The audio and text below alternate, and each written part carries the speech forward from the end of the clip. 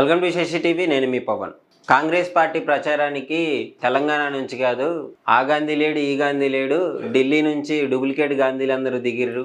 పోలీసులు అందరూ ఎగురుతుర్రు. ఎందుకు ఎగురుతుర్రో అర్థం కావట్లేదు, ఎందుకు కేసులు పెడుతుర్రో అర్థం కావట్లేదు. తెలంగాణకి మెయిన్ విలన్ కాంగ్రెస్ పార్టీ. ఇవన్నీ నేను చెప్పిన మాటలు కాదు. సో కేసీఆర్ గారు నిన్న రజతోత్సవ సభలో చెప్పిన మాటలు. సో చూస్తున్నారు కదా, కేసీఆర్ గారు నిన్న పార్టీ స్థాపించి 25 సంవత్సరాల సందర్భంగా కేసీఆర్ గారు అయితే వరంగల్లో ఎల్కతుర్తిలో అయితే మీటింగ్ పెట్టడం జరిగింది. సో వేలాది మంది తరలివచ్చారు. బీఆర్ఎస్ పార్టీ కార్యకర్తలు, నాయకులు అందరూ వచ్చారు.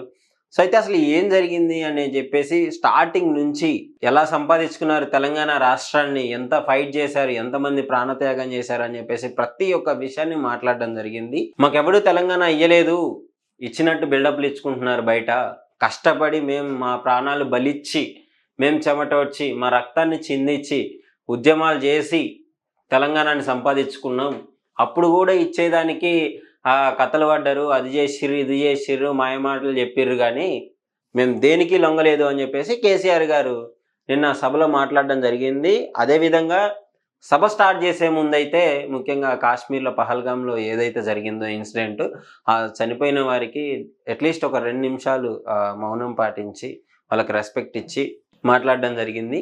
సో తర్వాత మాట్లాడిన తర్వాత ఇక స్టార్ట్ చేశారు, అసలు ఎక్కడి నుంచి ఫైట్ మొదలైంది, ఎక్కడి వరకు వచ్చింది అని చెప్పేసి. తెలంగాణ మా పార్టీ ఉన్నప్పుడు, బీఆర్ఎస్ పార్టీ ఉన్నప్పుడు ఈ 10 ఏళ్లలో రైతుల కళ్ళల్లో నీళ్లు చూడలేదు, పొలం నిండా నీళ్లు బారిచ్చాము, అకౌంట్లో డబ్బులు వేసాము, రైతు బంధులు వేసాము, దళిత బంధు వేసాము, మొత్తం పింఛన్లు ఇచ్చాము, ప్రతిదీ ఇంటి వరకు చేర్చాము. ఇది పాలన అంటే. అసలు తెలంగాణ తెచ్చుకుంటే మీకు కరెంటే ఉండదన్నారు, మీకు నీళ్ళే ఉండవన్నారు, మీ రాష్ట్రంలో మీ పంటలే పండవన్నారు. వాటన్నిటికీ వ్యతిరేకంగా అది తప్పు అని నిరూపించుకుంటూ ఇన్ని చేసి మళ్ళీ డెవలప్మెంట్లో ఏమన్నా వెనకబడ్డామా అంటే డెవలప్మెంట్ మొత్తం ముందుకు తీసుకొచ్చాము.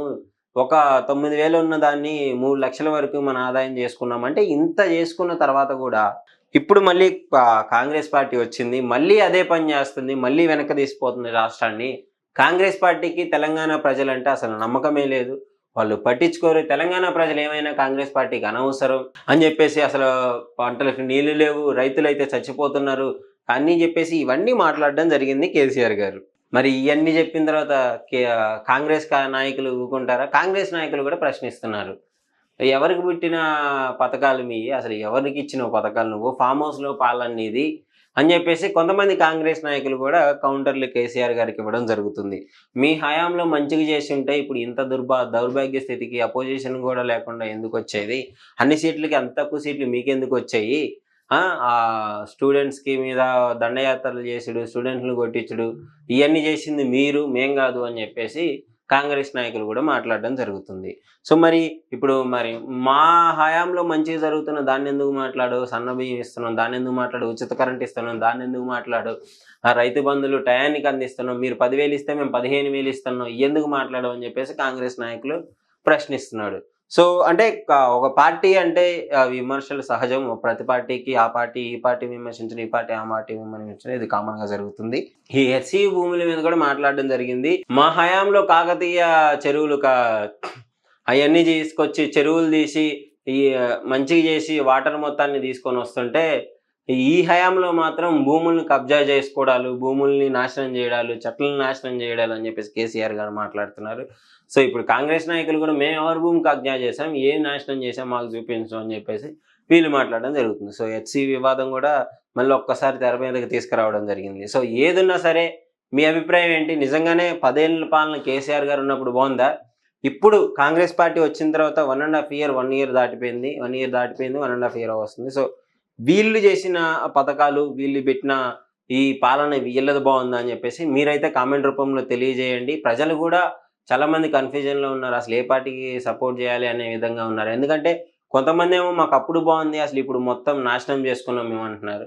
కొంతమంది ఇప్పుడు మంచిగా మాకు ఉచిత కరెంట్ వస్తుంది, సన్న బియ్యం వస్తున్నాయి, మంచి పథకాలు వస్తున్నాయి అని చెప్పేసి ఇందిరమ్మ ఇళ్ళ కోసం మేము ఎలక్షన్లు కూడా ఆపేసి ఇందిరమ్మ ఇల్లు ప్రజలకు చేరాలని చూస్తున్నాం అని చెప్పేసి కాంగ్రెస్ నాయకులు అంటున్నారు.